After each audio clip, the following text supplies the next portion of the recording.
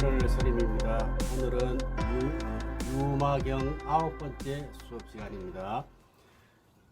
교재 64페이지 중생에 관한 견해 관중생품 하겠습니다. 유인물도 같이 준비해 주시고요. 지난 시간에 문질품 했고요. 남은 그 내용은 여러분 읽어보시면 됩니다. 그리고 제6품 부사의품도 읽어보시면 충분히 이해할 수 있기 때문에 여러분들께 읽어보시라고 말씀을 드리고 싶습니다. 오늘은 제7품 관중생품 하겠습니다. 한번 읽어볼까요?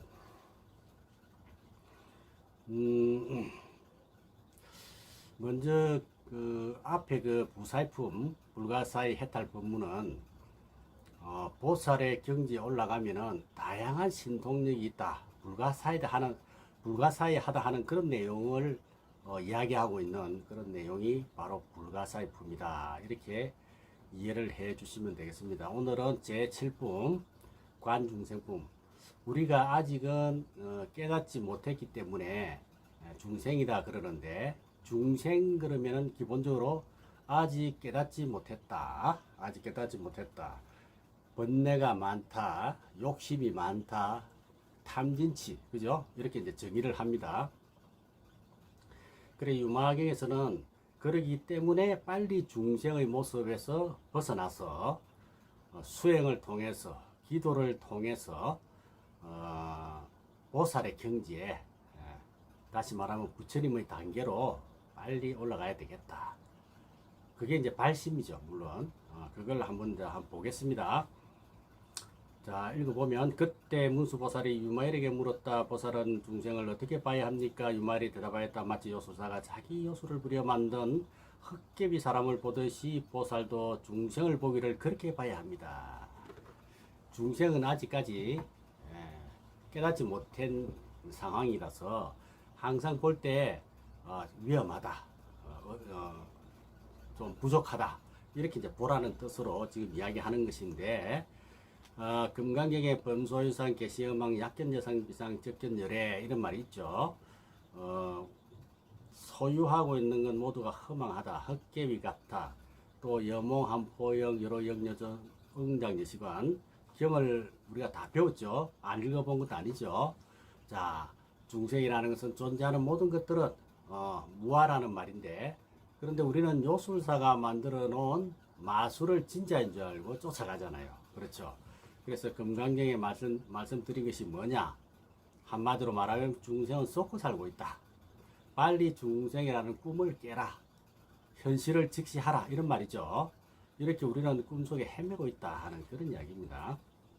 마치 지혜가 있는 사람이 물 가운데 달을 보듯이 해야 합니다. 그죠? 중생을 그렇게 봐야 한다. 이 말을 보면 생각나는 게 있습니다. 백억 화신 월인 청강, 그죠? 월인 청강 지곡이라는 책이 있죠. 한글을 창제하면서 처음으로 만든 것인데, 달은 천상의 하나인데, 그 달 그림자가 물에 비치면 강물에도 계곡물에도 이 강이 천 개면 다 비칠 거 아니에요. 그래서 부처님 공덕이 그 불성이 온 세계에, 온 존재에 다 충만했다, 그런 말이죠. 우리가 전생담 이런 거 보면은 원숭이가 우물에 있는 달을 진짜인 줄 알고 잡으러 들어갔다 빠져 죽고 때는 말도 있었고, 또 우리가 물 가운데 달을 보듯이 물 속에 달이 실체가 없지 않습니까? 없는데 우리는 그걸 잡으려고 하죠. 이태백이도 강에 빠져서 죽었다 그러죠. 달 잡으러 들어갔다가. 이런 게 다 경전에서 나오는 이야기입니다. 그 중생을 그렇게 봐야 한다. 위태위태하다, 이런 이야기죠. 또 거울 가운데 자기 얼굴 보듯 하여야 한다. 그죠? 거울 속에 자기 얼굴이 진짜가 아니잖아요. 그죠? 또 더울 때 아지랑이 보듯이 해야 한다. 봄에 아지랑이가 많이 핍니다. 진짜 그것이 있는 게 아니거든. 실체가 없는 거죠. 무상무하다 이 말입니다. 그 다음에 소리 칠 때 메아리 같이 얘기라. 메아리는 울림이지 소리가 아니죠. 소리가 아닙니다. 허공 가운데 구름같이 구름을 우리가 잡을 수 없죠. 잡아올 수도 없죠.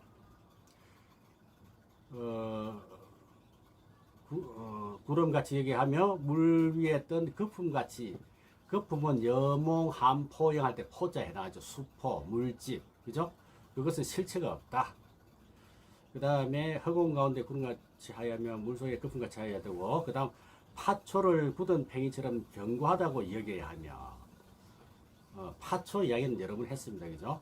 실속이 없는 거죠. 그런데 견고하다고 여기라 해봐요. 중생을 볼 때는 그렇게 봐야 돼요. 번개가 오래 머문다고 여기야 하는 것과 같습니다. 번개는 금강경에 나올 때 여러 여겨전 할 때 전자죠. 번개, 전기불, 전기 뭐 이런 거. 이 5가지 요소와 5대라 그러죠. 요소와 같이 얘기한다. 근데 우리가 4대 지수하풍 그러는데 5대로 봐야 한다. 5대. 4대로 보지 않고 중생을 볼 때는 지수하풍에다가 5번째는 뭐냐? 중생. 이렇게 봐라. 이봐. 중생을 볼 때는 하나 더 있다고 봐라. 6번째 음과 같이 여겨라. 우리가 궁상각주 5개인데 거기다가 궁상각주에다가 뭡니까? 중생을 넣어서 6개로 봐라. 다시 말해서 중생은 험한 존재고 잘못된 길에 빠지는 사람이죠. 그래서 그렇게 봐라. 7번째 건, 13번째 처, 19번째 개와 같이 봐라. 이게 뭐냐? 6건 12처 18개 그러잖아요. 그죠? 그것을 전부 다 6건이 아니고 7건으로, 12처가 아니고 13처로, 18개가 아니고 19처로 이렇게 봐라. 19개로 이렇게 보라는 것입니다. 이해가 되십니까? 하나씩 더 플러스해서 봐라. 그 플러스가 뭐냐? 중생이다. 그만큼 중생들은 잘못된 견해를 가지고 있는 사람들이다. 그래서 보살들이 그렇게 생각하고 교화를 해야 한다. 이런 이야기를 지금 하고 있는 것입니다. 보살이 중생을 저 한간 넘어갑니다. 65페이지로 중생을 관하는 것도 그와 같이 해야 한다. 형상이 없는 세계인 무색계에 형상인 색이 있다고 여기는 것 같이 여겨야 하고, 볶은 곡식을 싹 트는 것과 같이 알아야 한다.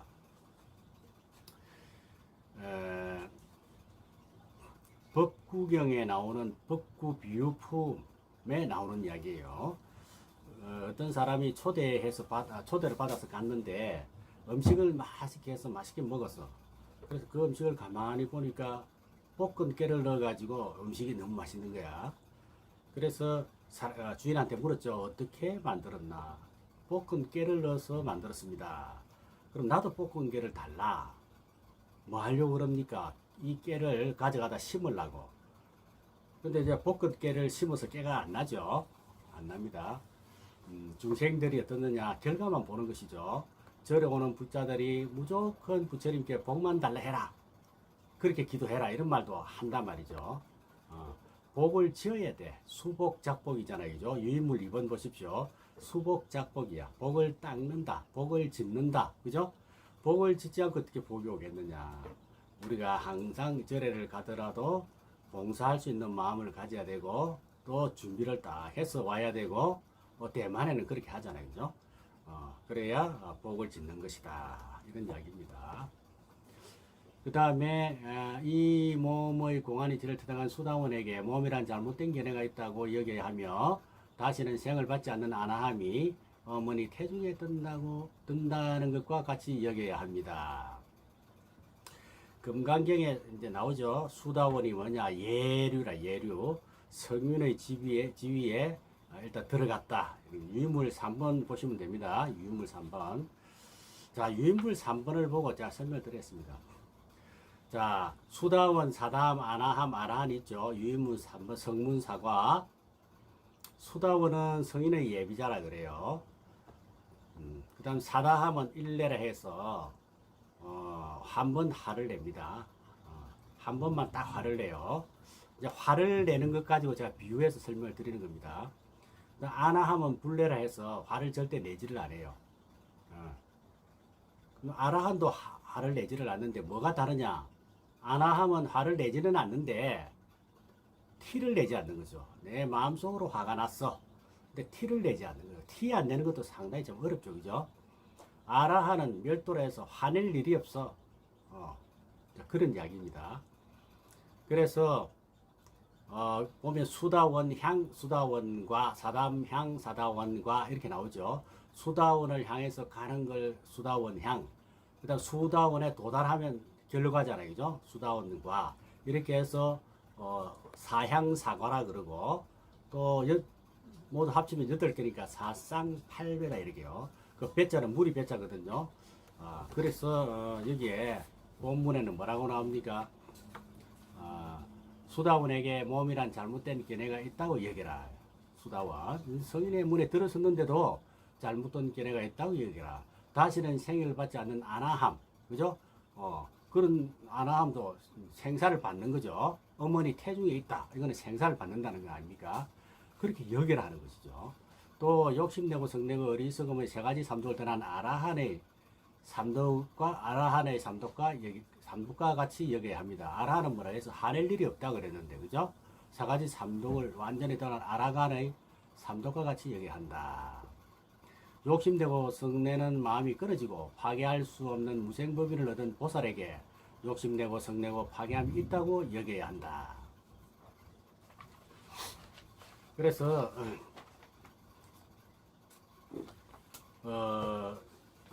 조금 전에 수담 안함 이야기했고 자, 아라한 이야기했죠. 지금은 이제 아라한 나오죠. 자, 아라한은 이미 성인 상태에 이제 완전히 들어간 상태고, 그런데 욕심낼 일이 없겠죠. 아까 성낼 일이 없다 그랬잖아요. 그죠? 그런데 중생을 볼 때는 탐진지 삼독이 있는 것으로 그렇게 봐야 된다. 이런 이야기입니다. 그 다음에, 아라한의 삼독과 같이 여기고, 욕심내고 성내고 마음껏 파괴할 수 없는 무생법을 보살에게 욕심내고 성내고 파괴함이 있다고 여겨라. 이 보살의 마음도 이미 삼독, 그죠? 번뇌를 떠나 있는데, 보살은 중생을 바라볼 때는 욕심내고 성내고 파괴함이 있다고 그렇게 봐야 한다. 그런 이야기죠. 그 다음에, 부처님이 번뇌가 있다는 것과 같이 여기라. 부처님이 번뇌가 있겠습니까?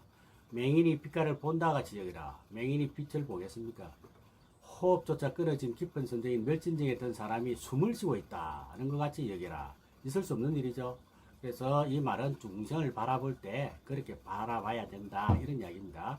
허공 가운데 새 발자국 같이 여기야 하며 새 발자국이 허공에 남아 있겠습니까? 그렇죠? 열반을 얻으니가 몸을 받는다 같이 여기야 한다. 연기 없이 불타는 것 같이 여겨야 합니다. 보살은 이렇게 중생을 관합니다. 연기 없이 불탄다. 그죠? 아리땐 굴뚝에 연기 나래야 그러잖아요. 그죠? 연기가 나면 불 피고 있다는 것을 알 수 있죠. 연기가 나는데 불을 안 핀다. 있을 수 없는 일입니다. 연기가 없는데 불 핀다. 는 것과 같이 알아라. 이렇게 말을 하는 것입니다. 그 다음에, 보살은 이렇게 중생을 관한다. 다시 말해서 보살이 볼 때는 중생이 어리석기 때문에 아직 지혜가 부족하기 때문에 우리가 일러줘야 되고 우리가 올바른 수행으로 이끌어야 되고 결과적으로 깨달음을 얻게 해야 할 대상이다. 이렇게 본다는 것이죠. 그렇습니다. 보살이 그렇게 관한다면 어떻게 중생들에게 크나큰 자비를 행할 수 있겠습니까?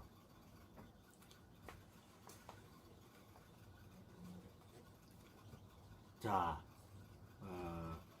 크나큰 자비를 행할 수 있겠습니까? 그랬죠. 네 가지 사무량심 자비시사에서 여기 자비에 대한 이야기를 먼저 하죠. 자는 자, 한번 보겠습니다. 자는 인도말로 메타 유인물 4번 보시면 돼요. 메타 이것을 번역하면 한자로 발고, 그죠? 의사가 종기 나면 종기를 덮어주는 게 아니라 종기를 수술해서 뽑아주죠. 그것을 발고 고통을 뽑아준다. 두 번째 비는 인도말로 카루나, 이 말을 번역하면 한자로 열악, 비는 상처를 치유해준다 이 말이죠. 그래서 자비는 한자로 발고 열악, 고통을 뽑아주고 즐거움을 준다. 이런 이야기입니다. 자, 읽어보겠습니다. 이렇게 해서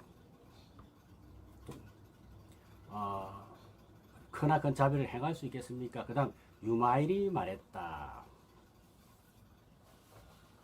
유마일이 말했다. 보살이 이렇게 간하고도 스스로 생각하기를 내가 중생을 위해서 이런 법을 말하라 하니 이것이 곧 진실한 사랑입니다. 이렇게 해서 정멸한 사랑을 해나나니, 정멸한 사랑이 뭐죠? 모든 게, 정멸이라는 것은 모든 게 고요하다. 모든 게 다 고요하다. 다 사라졌다. 번뇌가 없다. 그 말이죠. 정멸한 사랑을 행하나니 어떤 집착심도 바램도 없기 때문입니다. 공자님 말씀도 있죠. 비유 들기를 어린아이가 물에 빠질 때 내 아이가 내가 이 아이를 빨리 구하면 내가 칭찬받을까 포상을 받을까 이렇게 생각하고 아이를 건지는 건 아니죠. 아무 생각 없이 그냥 본능적으로 건지지 않습니까? 그게 바로 보살의 자비다. 인의 이야기와 자의 이야기가 같은 이야기가 되는데, 인이 예지할 때 인의 이야기가 자비 인사할 때 자자와 같은 이야기가 된다 이 말입니다.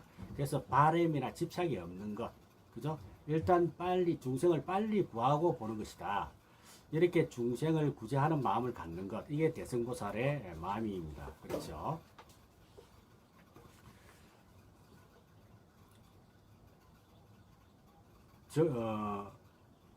유마일이 말했다. 보살이 이렇게 간하고 스스로 생각하기를 내가 중생을 위하여 이런 법을 말하라 하니 이것이 곧 진실한 사랑입니다. 이렇게 해서 정멸한 사랑을 행하나니 어떤 집착심도 바램도 없기 때문입니다. 뜨겁지 않는 사랑을 행하나니, 제가 이제 조금 전에 그 두 번 읽었다 그죠? 이걸 설명을 하다 보면 어디까지 읽었는지 자꾸 헷갈릴 수가 있습니다. 이해해 주십시오. 번뇌가 없기 때문입니다. 자아도 사랑도 너무 뜨거우면 어때요? 뜨겁지 않는 사랑을 행하나니 번뇌가 없기 때문이다. 자아도 사랑도 너무 뜨거우면 집착이 생겨서 번뇌가 생기죠. 그 이야기를 하는 겁니다. 평등한 사랑을 행하나니 과거, 현재, 미래의 삼세가 한결같기 때문입니다. 사람 마음이 변덕이 심하면 안 되겠죠. 꾸준하게 평등한 마음이어야 한다. 이런 이야기입니다. 다툼 없는 사랑을 행하나니 갈등이 일어날 것이 없기 때문입니다. 한 장 넘어갑니다.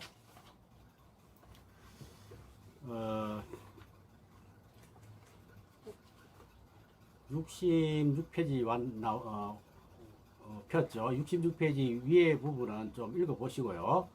위에서 10번째 줄 하겠습니다. 자연의 사랑을 행하나니 원인 없이 얻기 때문이다. 자연의 사랑은 우리에게 주는 게 엄청 많죠. 자연만큼 우리에게 많이 주는 게 없습니다. 그렇죠? 무한정 줍니다. 왜? 원인이 없어. 그 이유가 없어. 이걸 불교에서는 무연대비 그러죠.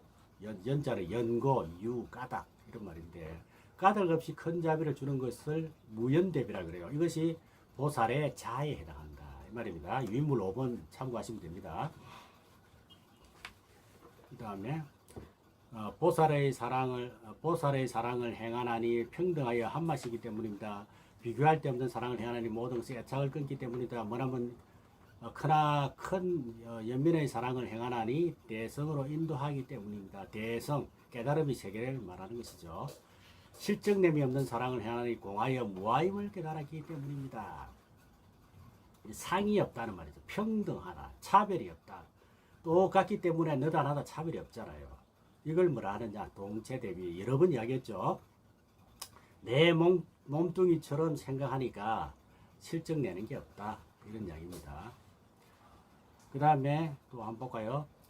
법을 보시하는 사랑을 행하나니 아낌이 없기 때문입니다. 그랬죠.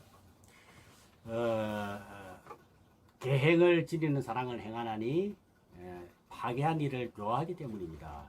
욕심된 일을 참니 인욕의 사랑을 행하나니 나다 남이다는 생각으로 분별을 내지 않기 때문입니다. 그 다음에 정진이죠. 정진의 사랑을 행하나니 중생구제 책임을 지지 않는다. 선정의 사랑을 행하나니 세속 맛을 받아들이지 않는다. 지혜로운 사랑을 행하나니 때에 맞춰서 교화하기 때문입니다. 자, 이것은 보시지계인욕 정진선정 지혜가 나오죠. 육바라밀의 사랑입니다. 육바라밀을 행하는 그것이 바로 사랑이다. 사랑이 따로 없다 이 말입니다. 방편인 사랑을 행하나니 온갖 것을 보여주기 때문입니다. 숨김없는 사랑을 행하니 고든 마음이 청량하기 때문입니다. 그래서 방편의 사랑이라는 게 사랑이고, 숨김없는 사랑을 행하느니 곧은 마음이 청량이 됩니다.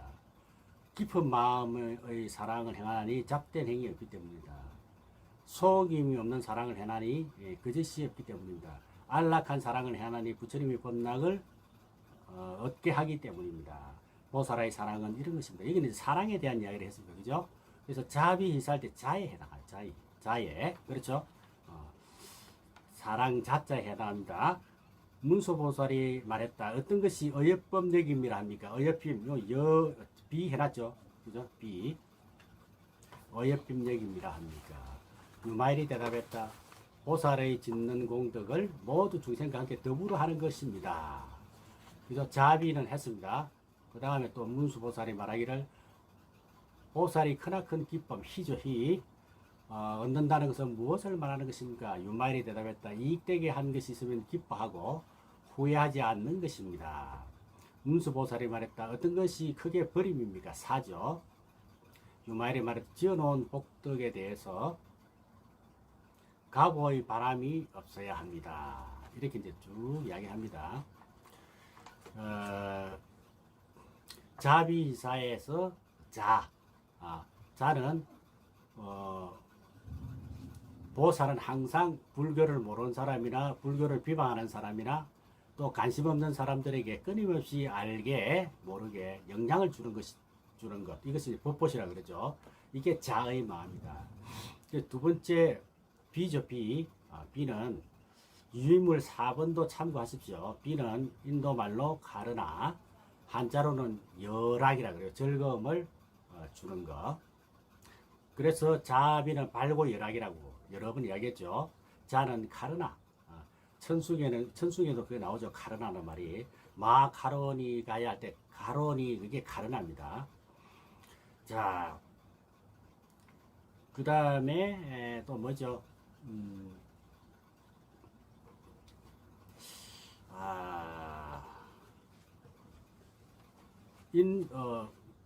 천수경 이야기가 나와서 그죠? 천수경 제목이 천순전한 간자제보살 강대원 무예대비심 대단하니 경 이렇게 하는데 이걸 줄여서 천수경이라 그러는데 이름도 여러 가지가 있습니다. 관자재 보살이 주인공이니까 간음주 이렇게도 이야기하고 무예대비심이니까 대비주라고 하고 그죠? 여러 가지 이름으로 천수경을 여러 가지로 이야기합니다. 그 다음에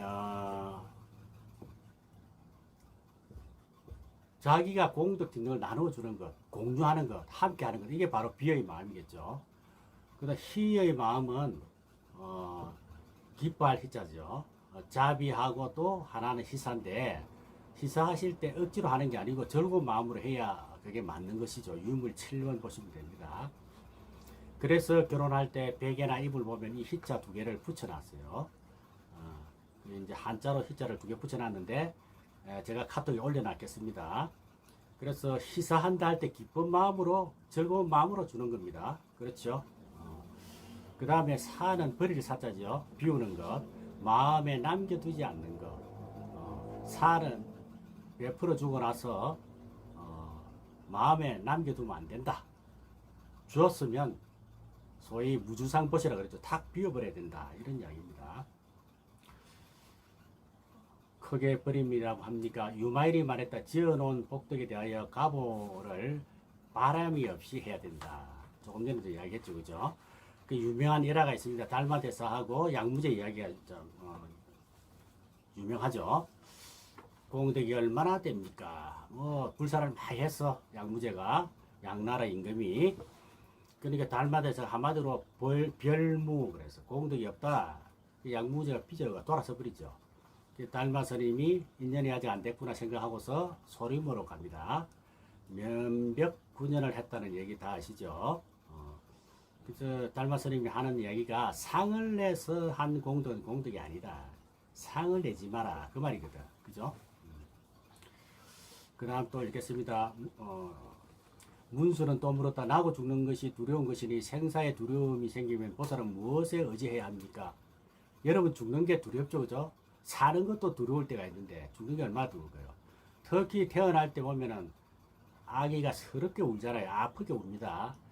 잘 우리가 바꿔서 생각해 보면 양수 속에 편안하게 있다가 이 세상에 탁 튀어나오면 어때요? 바람이 세차게 느껴질 것이고 그 부드러운 유부자를 깔아줘도 굉장히 빳빳하게 느껴질 거 아닙니까? 그래서 거친 광야에 탁 떨어진 것처럼 그런 느낌이 들 거예요, 아마. 그러니까 울음을 우렁차게 우는 겁니다. 삶도 두려운데 죽음은 얼마나 두렵겠습니까? 이 생로병사의 두려움을 어떻게 의지합니까? 하고 물으니까 유마일이 답하기를 보살이 나고 죽는 두려움 속에 있으면 부처님의 공덕의 힘에 의지합니다. 보살이 부처님의 공덕에 의지하려면 어떻게 해야 됩니까? 어떻게 머물러야 됩니까? 보살이 부처님 공덕에 의지하려면 일체 중생을 제도하는 데 머물러야 합니다. 그죠? 부처님의 삶의 존재 자체가 뭐냐? 부처님은 중생 구제하는 데 일구월심이요. 그렇죠? 어떻게 하면 하루라도 빨리 중생을 구할 수 있을까? 구제할 수 있을까? 자, 유마거사가 아파서 벽이 된 이유가 뭐죠? 중생이 아프면 나도 아파. 이게 바로 부처님의 걱정입니다. 그런 마음을 가지고 중생을 대하신다. 이게 대성의 마음이고 보살의 마음이죠. 중생을 제도하려면 무엇을 없애야 합니까? 중생을 제도하면 번뇌를 없애야 합니다. 우리 사람들은 중생 구제하고 도와주고 하면서 도와주면 어떤 효과가 있을까? 신문에 날까 안 날까? 상을 줄까 안 줄까? 그런 생각을 많이 한다 그래요. 그런데 보살은 그런 생각을 하지 않는다. 상이 없어야 된다. 그죠? 번뇌 망상이 없어야 된다. 이런 이야기입니다. 번뇌를 없애려면 무엇을 행해야 됩니까? 올바른 생각을 행해야 됩니다. 어떻게 하는 것이 올바른 생각을 하는 것입니까? 자, 올바른 생각을 행해야 된다는 건 뭐가 정사, 그죠? 팔정도에서 정사, 이게 참 중요하죠. 생각이 바르다 하는 것은 참 중요합니다. 생각이 조금이라도 바르지 않으면 우리가 창문 틈에 창문의 틈이 조금만 있으면 밖에 공기가 들어져요. 특히 겨울 같은 경우는 조그마한 틈이 있어도 황소바람이 들어온다 그러죠. 그와 같이 먼지가 들어오고 오염이 되는 것처럼 우리 마음속에도 그런 틈이 없어야 한다. 부처님은 늘 그렇게 수행하라고 하셨다 이 말입니다. 그래서 유해물 8번 참고하시면 선이라는 말을 번역하면 사유수라 그래. 사유수. 사유만 하는 게 아니라 그 속에 빈틈이 없도록 계속 사유를 닦는 거야. 수행을 한다 이 말이죠. 그게 사유수다. 이 선을 인도하려면 디아나 또는 자나 그러죠. 참고로 제가 말씀을 드렸고요. 어떻게 하는 것이 올바른 생각을 하는 것입니까? 모든 법의 불생불멸의 이치를 터득해야 합니다. 야, 무생법인 즉 깨달음을 즉 해탈열반을 정득해야 한다 그런 말이죠. 그 이야기를 하는 겁니다. 무슨 법이 나지 않고 무생이고 어떤 법이 없어지지 않는 불멸입니까? 나쁜 법이 나지 않고 착한 법이 없어지지 않아야 합니다. 그게 불생불멸이다. 나쁜 법과 착한 법에는 무엇이 근본이 됩니까?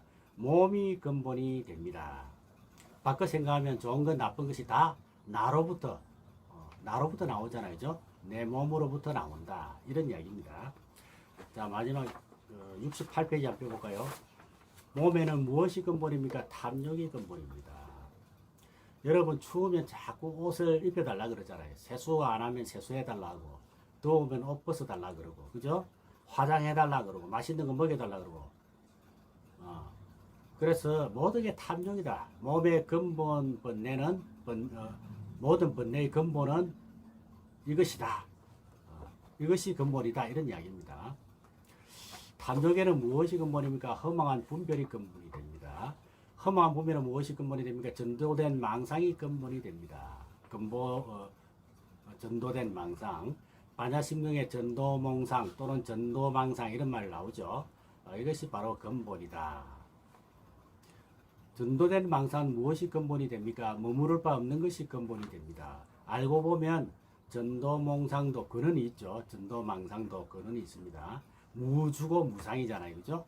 무주무상입니다. 그게 근본이죠. 그 무주하고 무상을 모르면 자꾸 전도된 생각을 하겠죠. 그렇죠? 그 다음에 머무를 바 없는 것이 무엇이 근본이 됩니까? 머무를 없는 것은 곧 근본이 없으며, 문수야, 머무를 바 없음을 근본으로 삼아. 머무를 바 없다는 게 공이고 무하잖아요. 그죠? 실체가 없는 것. 머무를 바 없으니 실체가 없으니까 머무를 바가 없겠죠. 그런 것을 근본으로 삼아 온갖 법이 세워집니다. 뿌리가 없는 곳에서 무아의 상태에서 모든 것이 영기적으로 존재하는 것이다. 그죠? 그래서 존재하는 모든 것들은 영기 아닌 게 없다. 인연으로 존재하는 것이지 홀로 존재하는 것은 없다. 이런 이야기가 되겠습니다.